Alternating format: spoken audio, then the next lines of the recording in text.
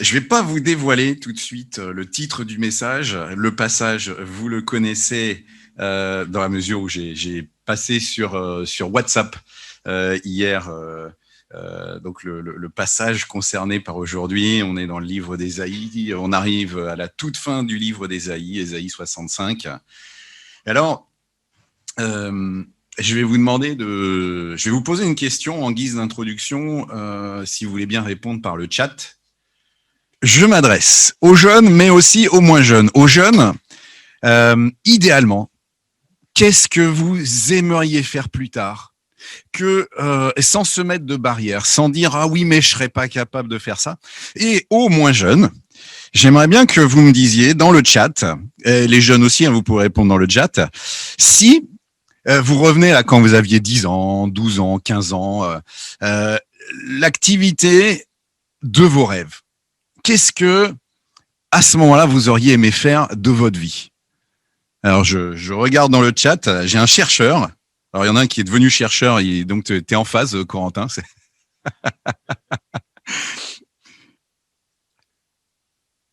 Alors, est-ce que je peux avoir d'autres réponses, s'il vous plaît ? Dans la salle, peut-être. Quel aurait été le métier de vos rêves, Véro ? D'accord, donc Véro aurait voulu être hôtesse de l'air quand elle était petite. Ariane, écrire pour encourager les gens. Alors, du coup, dans le chat, vous voyez... Pardon ? Vétérinaire, Noémie vétérinaire, astronaute.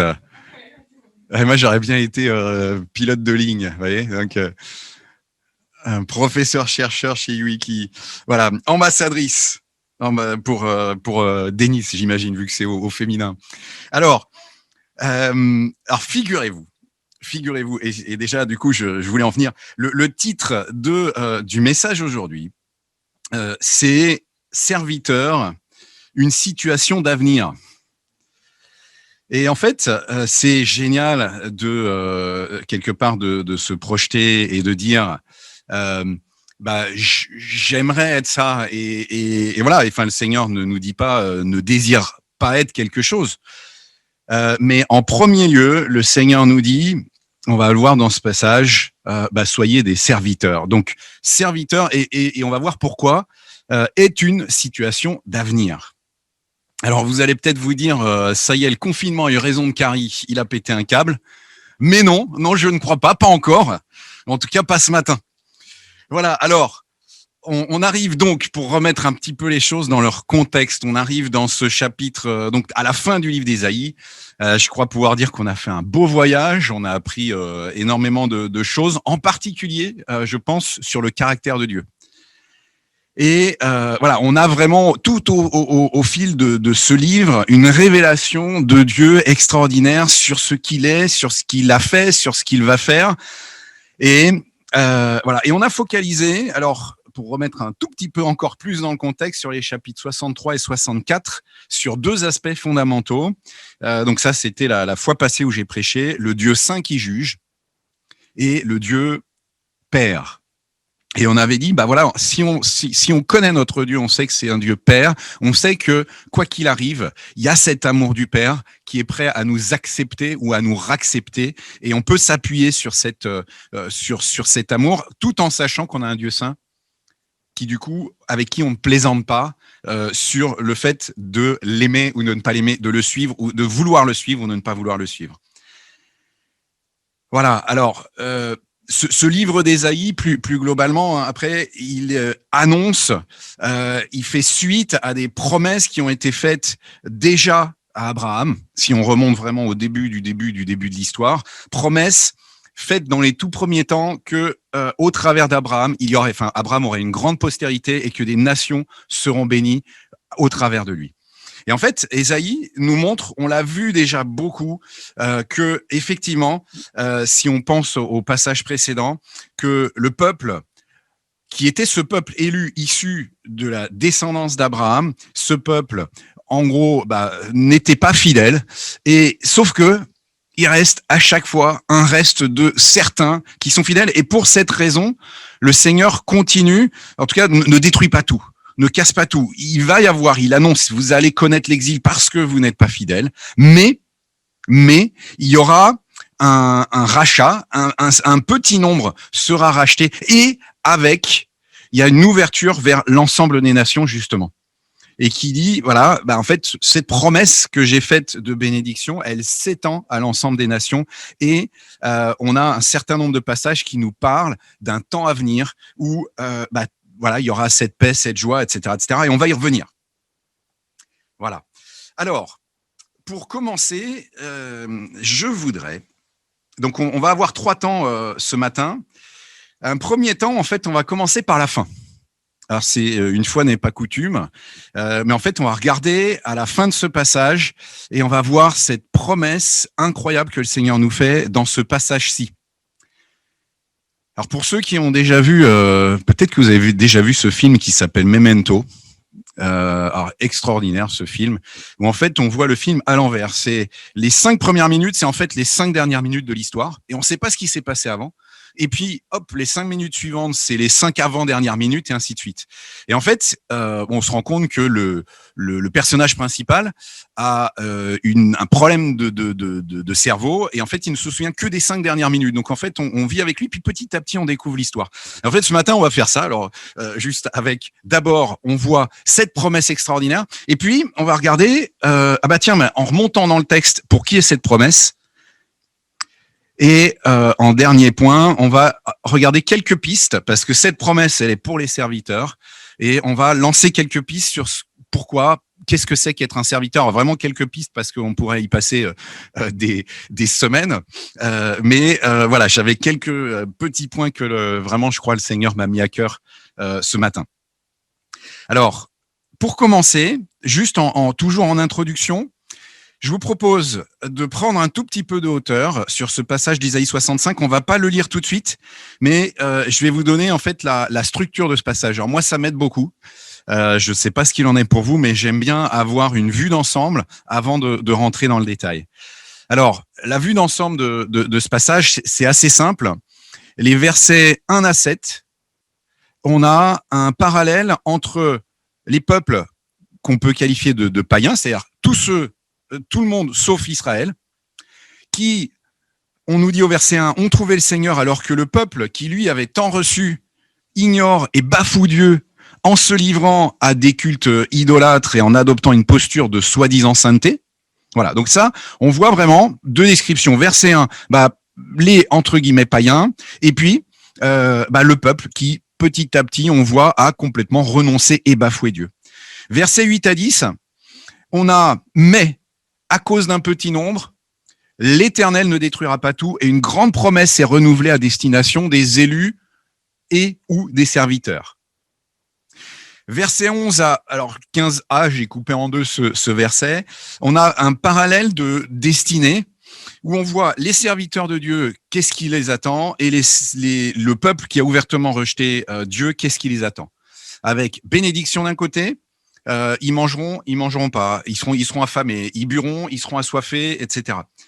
Et puis, la fin, les 10 derniers versets, 15b à la fin, verset 25, on a une nouvelle annonce de nouveaux cieux et d'une nouvelle terre. Et c'est par ça qu'on va commencer, du coup, ce matin, donc par la fin, comme je le disais. Et hop là, j'arrive au bon endroit dans mes notes. Voilà. Alors, on va lire, du coup, le verset 9 d'abord, parce que du coup, il est associé à cette promesse, et puis les 10 derniers versets.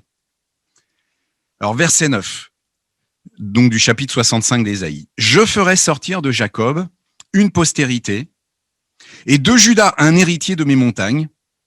Mes élus les posséderont, et mes serviteurs y habiteront. » Donc, dans ces montagnes. Alors, quand on sait que toute la partie autour de Jérusalem est montagneuse, on comprend qu'on se rapporte à cette partie-là. Et Israël est montagneux, d'ailleurs, dans son ensemble. Bien sûr, il y a la côte qui est beaucoup plus plate, mais quand on monte vers Jérusalem, on a vraiment c'est montagneux. Alors, verset 15, et on va prendre la deuxième partie. « Mais il appellera ses élus d'un autre nom. Quiconque souhaitera être béni sur la terre, se bénira par le Dieu de vérité.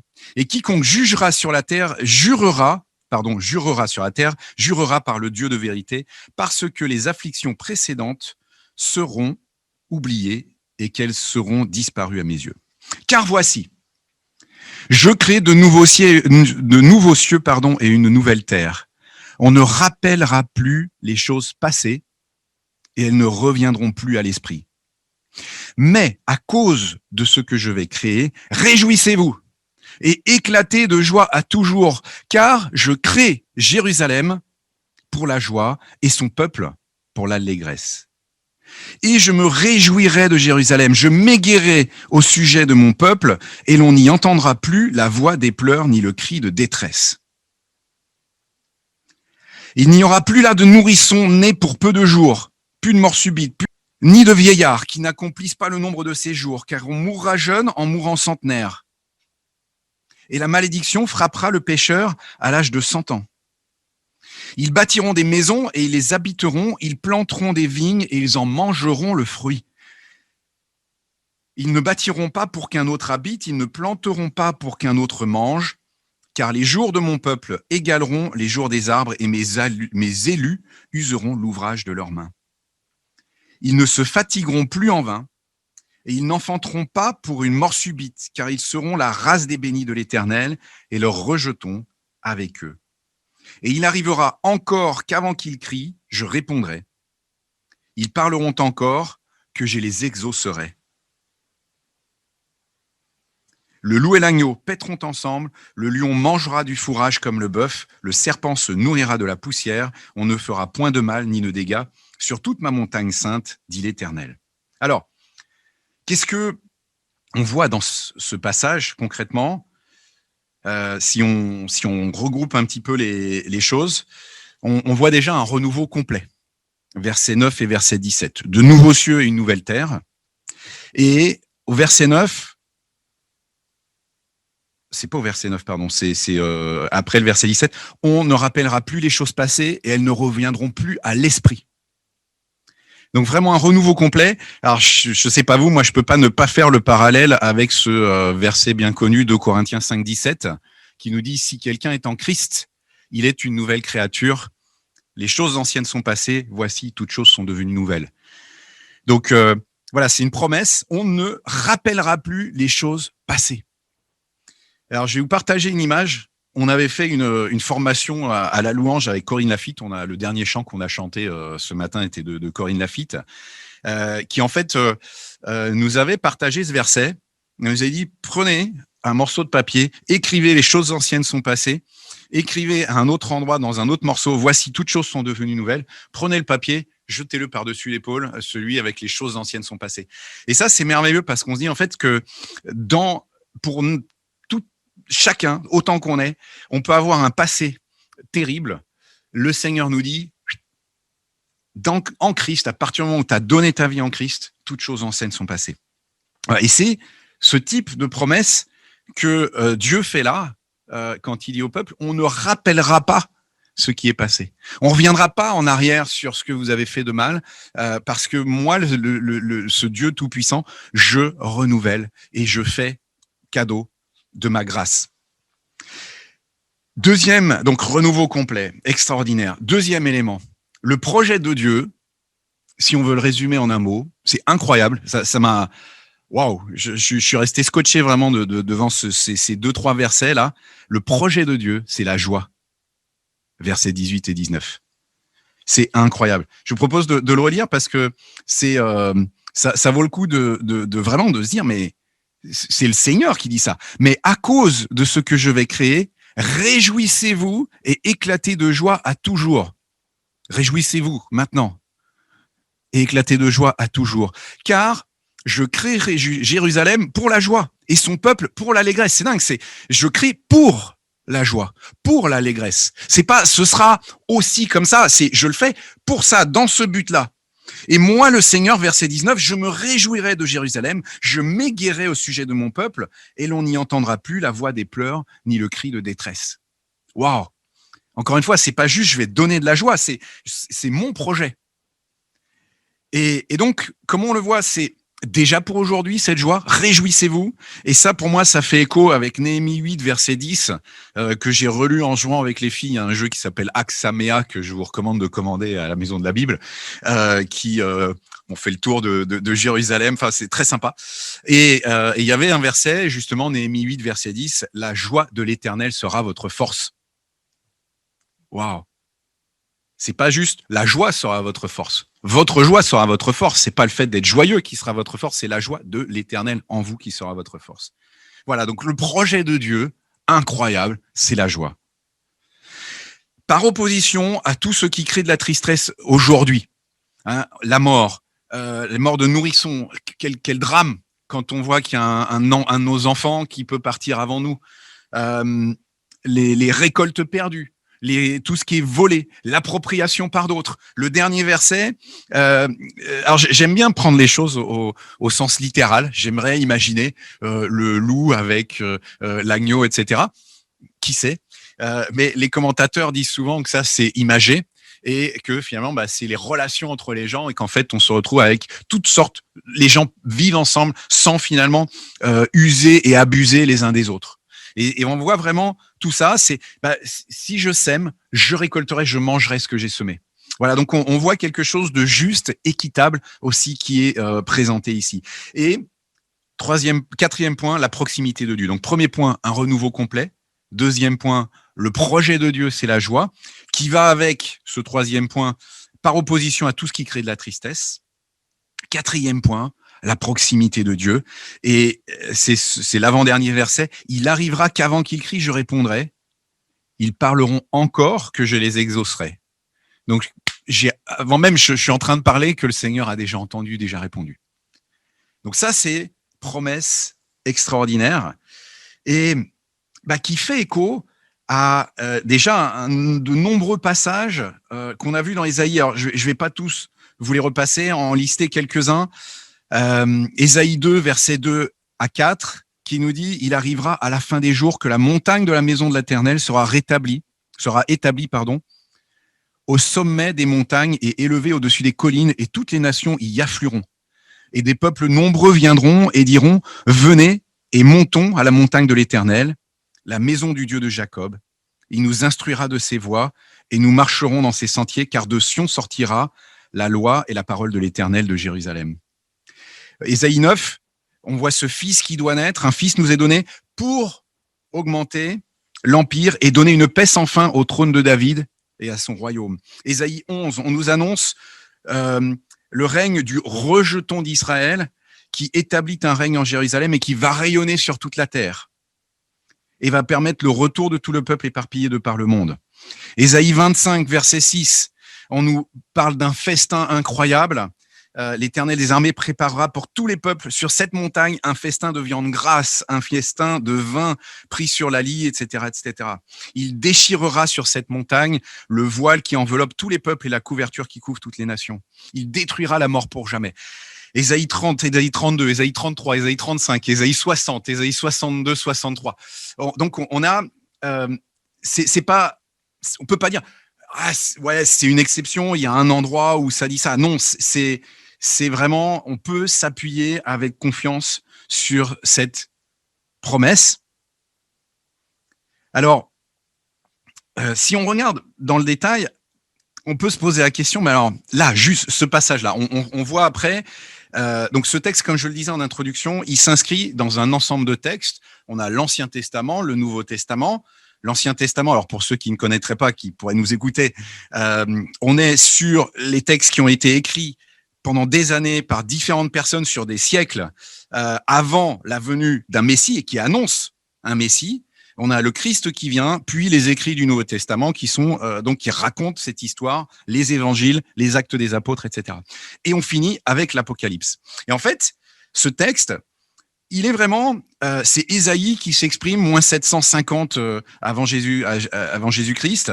On a Daniel derrière, donc on a vraiment quelques passages clés qui annoncent une venue d'un Messie et qui annoncent un règne éternel pour la fin des temps.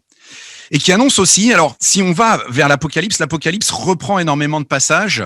Si vous avez eu l'occasion, et je vous le mettrai sur WhatsApp, d'écouter mercredi soir, il y avait un super survol de l'Apocalypse, je vous le mettrai sur le groupe WhatsApp. Ça devait durer 1 heure, ça a duré 2 heures, mais c'était un régal. Et en fait, la personne qui intervenait, qui est un pasteur de Toulouse, expliquait combien en fait l'Apocalypse, pour la comprendre, on a besoin de comprendre et de connaître l'Ancien Testament, parce que ça fait en permanence référence justement à Ésaïe, justement à Daniel, donc deux prophètes, mais il n'y a pas que, Ézéchiel aussi, etc., etc. Et en fait, l'Apocalypse, alors on va pas tirer des conclusions. Il y a différentes opinions sur comment doivent se dérouler la fin des temps, mais on nous parle d'une période de 1000 ans et on nous parle du rétablissement final de l'établissement de la Jérusalem céleste. Quand on regarde ce passage-là d'Ésaïe, alors on peut se demander, et souvent ce que disent les commentateurs, qu'ils ont une vision un petit peu comme quand on regarde les montagnes à l'horizon. On voit des choses, mais on ne sait pas forcément si c'est sur cette montagne ou cette montagne ou cette montagne. Là, avec cette description, j'ai l'impression qu'on parle d'un royaume qui n'est pas encore complètement le royaume éternel, parce que on nous parle encore de mort. On dit il y aura les pécheurs mourront, etc. Donc il y a encore, donc ça irait dans le sens de dire on est vers ce royaume de 1000 ans, alors qui peut être une durée très longue, donc là il peut y avoir plein d'interprétations là-dessus. Quoi qu'il en soit, en tout cas, tout Ésaïe nous dit il y a cette notion de jugement pour un reste, enfin de jugement pour le peuple, ce Dieu saint, et cette promesse extraordinaire de salut de toute façon, et puis en tout cas d'un rétablissement de Jérusalem au travers duquel l'ensemble des nations seront bénies, et puis arrivera la fin de la fin de la fin, qui sera l'éternité complète avec le Seigneur. Donc voilà. Alors il y a encore une fois beaucoup de façons, enfin différentes interprétations de l'Apocalypse et de comment les événements doivent se mettre en place. Donc moi-même je réfléchis à la question. Je suis loin d'être abouti encore. Et de toute façon, je pense que dire j'ai abouti, j'ai la bonne réponse, ce serait fondamentalement dangereux, dans la mesure où des gens, des pointures engagés, inspirés, etc. en fait ne sont pas d'accord nécessairement sur la même lecture. Voilà. Alors, cela dit, la question que du coup j'ai envie de te poser, de vous poser, c'est qui n'aspirerait pas à cette promesse, à une situation pareille, tout ce qui est passé, effacé, une situation parfaite, joie, paix, harmonie, le tout sans que ce soit mièvre et rose, hein, parce qu'on pourrait, ça va être les bisounours. Non, le Seigneur nous met dans sa promesse, ça va être juste incroyable. Et en parallèle, alors qu'il vaut ce qu'il vaut, si je dois choisir entre deux entreprises, je dois choisir entre une entreprise qui a des valeurs, elle s'exprime, on voit que les gens sont heureux, on voit que les gens sont heureux de travailler là-dedans, on voit qu'il y a une bonne relation, etc. Ou si je dois aller travailler dans une entreprise où on sait qu'il y a de la pression, que c'est malsain, et on en connaît de ce type d'entreprise. Où est-ce que je vais? Je préfère aller où? Hein, il n'y a pas photo. Et du coup, en réfléchissant comme ça, je me suis dit, donc on arrive à la deuxième partie du message, cette promesse, pour qui est-elle? Et finalement, comment moi je vais me positionner par rapport à ça? Donc le verset 15 qui précède donc cette promesse incroyable, elle dit « Votre nom restera comme une imprécation parmi mes élus ». Alors dans la version que j'aime bien lire, « Et le Seigneur, l'Éternel, te fera mourir, mais il appellera ses élus d'un autre nom ». Votre nom servira comme une imprécation, c'est un peu comme ça servira un peu d'insulte. Ce sera vraiment, c'est comme si aujourd'hui on disait « Mais quel Judas celui-là » voilà, mais quelle bande de du peuple, voilà, c'est des gens qui vont être mentionnés, des gens qui disent non, qui vont être mentionnés en exemple désastreux. A contrario, mes élus, dit le Seigneur, auront un autre nom. Alors j'ose croire que ce nom, c'est le chrétien aujourd'hui. On a un autre nom. Enfin, la Bible présente le peuple de Dieu de la foi, les chrétiens, ceux qui croient en Jésus, comme son nouveau peuple. Et donc, ce nouveau nom, on porte, je crois, le nouveau nom qui est mentionné dans ce passage-là. Et alors attention, je ne n'ai pas chrétien, je le deviens. Hein, donc je n'ai pas une étiquette de chrétien, je n'ai pas un héritage de chrétien qui peut être très précieux par ailleurs, mais ma décision personnelle fait de moi un chrétien. Alors, on n'a pas énormément de temps, on ne va pas lire, je vous laisserai lire les versets 1 à 14 par vous-même. On y voit vraiment deux destinées. On a ce peuple qui renonce clairement à Dieu, qui prend ses décisions. Ça rappelle Ésaïe 53 de mémoire, ou 57, j'ai un trou, où on avait vu que le peuple avait mis le mémorial qui normalement est sur le fronton de la porte et qui rappelle que j'appartiens à l'Éternel, il l'avait caché derrière la porte pour se livrer à leur au souhait de leur cœur. Voilà. Et là, donc, on voit, dans la description qui est faite, le peuple qui dit, de toute façon, je fais comme ça. Je vais faire des sacrifices comme ça. Je vais, on voit plus ou moins, en tout cas, aller rendre un culte aux morts. Enfin, voilà, on voit qu'ils sont dans les sépulcres. C'est assez obscur dans le sens noir du terme. Et à contrario, donc, on a une deuxième posture qui est, mais il y en a un reste qui, comme quand il reste quelques grains de la vigne, c'est ce que nous dit le passage, quand il reste quelques grains de la vigne, finalement, parce que ils sont bons, on va garder. Le Seigneur ne détruit pas parce que il reste ces quelques grains. Donc, et ces quelques grains, on le voit, c'est les serviteurs. Donc cette promesse, concrètement, elle est pour les serviteurs, les élus. Alors, ça, c'était la transition. Du coup, la dernière partie, quelques pistes sur le fait d'être serviteur. Ce passage-là, comme la Bible dans son ensemble, nous parle de deux situations qui s'excluent l'une l'autre. Soit je rejette, soit je sers. Je suis un serviteur. Il n'y a pas de position entre les deux. Et en termes d'image, je voudrais vous proposer cette image-là. En temps de guerre, je suis d'un côté ou de l'autre. La neutralité n'existe qu'en Suisse. Alors, petit clin d'œil, j'ai des origines suisses, hein. Donc je me permets. Mais blague à part, la Suisse a pu rester neutre, je crois, car l'Allemagne ne l'a pas attaqué. Si je suis attaqué, je dois prendre position. Et aujourd'hui, la Bible, et de tout temps, la Bible nous montre dans son ensemble que Satan existe effectivement. C'est pas une fable. Et qu'il est celui qui est la cause de tous nos maux, et qu'il s'attaque à tous. Et du coup, je suis soit pour, soit contre. Je peux pas rester neutre. Il s'est attaqué à moi. Donc soit j'accepte, je rejoins ses rangs, soit je combats.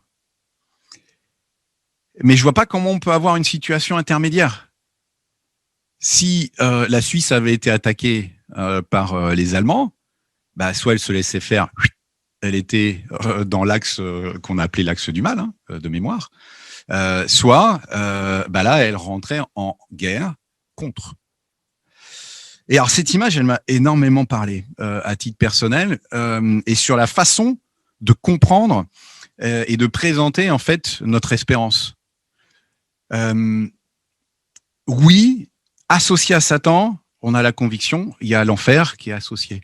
Mais on n'est pas en train de dire si tu te convertis pas, tu iras en enfer. On est en train de dire tu as une vision qui t'est donnée dans la parole, une vision d'un lieu incroyable, d'une paix incroyable, qui n'aspire pas, je reviens à la question d'avant, à vivre ça. Ça veut dire par contre qu'il faut que je prenne position. Parce que c'est soit ça, et c'est pour ça que j'ai commencé ce message en commençant par cette promesse extraordinaire et cette vision d'Ésaïe, c'est que je me disais, mais regardons d'abord quelle est la promesse. Et quelle est la promesse que fait Satan finalement? C'est de la haine, de la dureté de cœur, etc., etc. Donc, prendre position. Alors, devenir serviteur, comment faire, quelques pistes par rapport à ça. Premier point qui m'est venu à l'esprit en réfléchissant à ça, c'est aimer Dieu. Cherche à aimer Dieu. Pour faire ça, première chose, développer la connaissance de qui il est, de ce qu'il a fait. Le redire, le chanter, comme on a lu tout à l'heure ce psaume, car sa bonté tuera toujours. Tout ça, ça contribue à un sentiment, et je peux vous le dire, c'est mon vécu, parce que je dis je veux aimer l'Éternel, et c'est une posture, c'est une position, je veux aimer l'Éternel. Donc je vais le regarder, je vais l'admirer parce qu'il est admirable. Mais pour ce faire, je vais regarder dans la parole. Et puis je vais regarder ce qu'il a fait dans ma vie, et je vais regarder ce qu'il a fait dans la vie des chrétiens d'année en année, de génération en génération. Et tout ça, encore une fois, ça contribue à un sentiment d'admiration, de reconnaissance, de joie de lui appartenir, et donc de le servir. Je reviens encore, je regarde toutes les qualités de mon Dieu, de Dieu, je regarde tous les défauts et toute la misère qui va avec Satan, je choisis mon camp. Alors, comment est-ce que tu entretiens cela aujourd'hui? Comment est-ce que tu entretiens cet amour pour ton Dieu? Une petite piste, alors que j'ai souvent dit aux jeunes, redire les attributs. On l'avait fait avec Ian Newbury pendant un week-end de retraite où on avait listé les attributs de Dieu. Alors je l'ai souvent dit aux jeunes, je me répète, mais quand je me réveille en milieu de nuit, bien souvent je fais ça. Alors je le fais, je me dis tiens, je commence à F. Il est fidèle, il est fort. Puis je continue, G, il est généreux, etc. Et honnêtement, bien souvent, je fais 3 lettres, je me rendors. Mais parce qu'en fait, je suis en paix. Ça met le cœur dans un rythme juste de bonheur, de joie, parce que je sais que je suis attaché à ce Dieu. Et autre piste, vraiment essayer de rechercher ces temps avec enthousiasme. De se dire, OK, ce Dieu qui a tout fait pour moi, qui m'a tout donné, qui a payé de sa vie, enfin son fils a payé de sa vie, donc qui est Dieu, j'aspire et je veux aspirer à des temps avec lui. Et vraiment de se dire, ouais, je dois les aimer ces temps, je veux les aimer. Et je vais commencer encore une fois par regarder à mon Dieu. Et bien souvent, on se dit, je vais prier d'abord, enfin, je vais intercéder. Non, regarde à Dieu d'abord, consulte-le, admire-le. Et quand tu l'admires, là, tu peux rentrer dans le combat. Intercéder, prier pour les autres, c'est du combat. Et si je me suis pas nourri avant, c'est compliqué de combattre. Aller faire un marathon sans avoir nourri son corps, c'est compliqué. Donc, nourris ta relation avec le Seigneur, et là, tu peux rentrer dans le combat réellement et intercéder pour les autres. Voilà, donc, bien souvent, je pense qu'on a tendance à faire les choses à l'envers. C'est d'abord, on se dit, il faut que je prie pour. Non, contemple ton Dieu d'abord. Alors, encore une fois, ce choix à faire, je suis qui? Je suis de quel côté? Est-ce que j'ai envie de travailler dans une entreprise avec des valeurs, avec des gens qui sont heureux, sur un projet où on est en commun, on se serre les coudes et on avance? Ou est-ce que j'ai envie, comme pour ceux qui connaissent le chant de Mick, qui change d'équipe, ce qui s'appelle Transfert dans son album Nuncius, est-ce que je joue dans l'équipe de bas de tableau avec ce coach qui a l'hypocrisie en écho? Enfin voilà, ou est-ce que je joue dans cette équipe où incroyable, j'ai le droit d'y être? Pourtant, je suis le pire des transferts. Voilà. Mais on me donne le droit de jouer dans cette équipe. Est-ce que je vais dire non? Est-ce que je vais rester dans cette équipe de bas de tableau? Quand on se demande comment je peux faire aussi, je pense que regardons à Jésus, qui est l'exemple du serviteur parfait.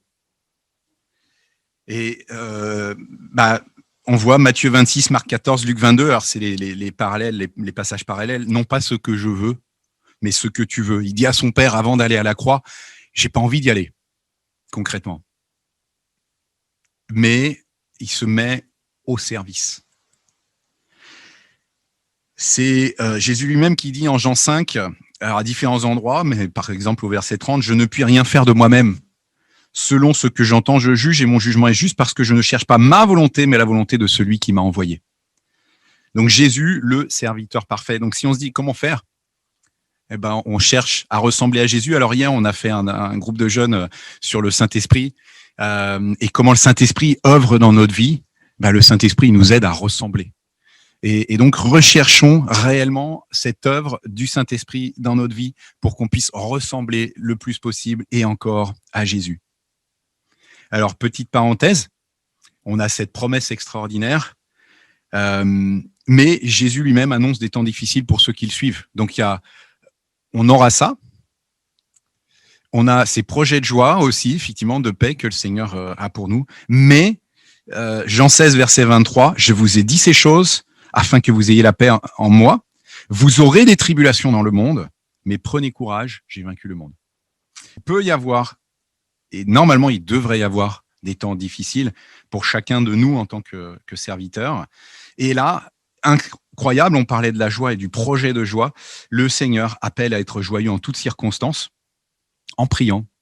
Alors vous connaissez, pour ceux qui me connaissent bien, mon goût pour le verset 4.4, selon l'appellation du papa de Noémie, qui aide à passer partout, Philippiens 4, verset 4. Alors, A7, parce qu'on dit « Soyez toujours joyeux et faites connaître vos besoins à Dieu par des prières et des supplications. Et la paix de Dieu qui surpasse toute intelligence comblera vos cœurs et vos pensées. » Merveilleux ce passage, à connaître par cœur, absolument. Jacques, chapitre 1, considérez comme une joie parfaite les épreuves par lesquelles vous pouvez passer. 1 Timothée 2, verset 1 et 2. J'exhorte donc avant toute chose à faire des prières, des supplications, des requêtes, des actions de grâce pour tous les hommes, pour les rois et pour tous ceux qui sont élevés en dignité, afin que nous menions une vie paisible et tranquille en toute piété et honnêteté. Je crois qu'on a besoin de prier actuellement pour nos dirigeants, pour que, voilà, je pense que beaucoup se posent des questions sur où on va, et vraiment prions. Le Seigneur nous y appelle. C'est pas de l'égoïsme. Le Seigneur nous appelle et quelque part pour qu'on puisse vivre et continuer à être dans une liberté aussi d'expression de notre foi. Voilà ce que j'avais à vous partager. Alors, en fait, en guise de conclusion, on peut lancer les petits groupes d'échange. Alors, j'avais 2 questions pour vous. Alors, du coup, on n'avait pas réintroduit, on n'avait pas reparlé de ces groupes. Donc, juste pour ceux qui sont en ligne, Zoom permet de faire des petites salles privées. Ce sera bon ou